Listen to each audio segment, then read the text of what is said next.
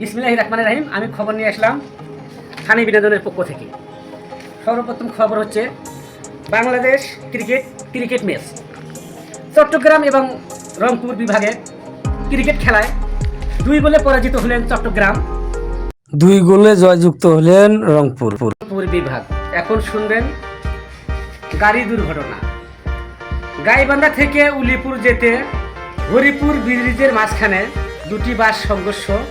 খবরে জানতে পারলাম বাসের কোনো ক্ষয়ক্ষতি হয়নি, তবে 200 যাত্রী, 100 আহত, 100 নিহত। আহতদেরকে 3.5 হাত মাটি খুঁড়ে মাটির চাপা দিয়ে রাখা হয়েছে। মৃত ব্যক্তিদেরকে গাইবান্ধা সদর হাসপাতালে এবং উলিপুর চক্ষু হাসপাতালে ভর্তি করানো হয়েছে। সর্বশেষ খবর, আজকের সারাদিন আবহাওয়া থাকবে ক্ষণকে বৃষ্টি, ক্ষণকে রোদ, ক্ষণকে ঝড়।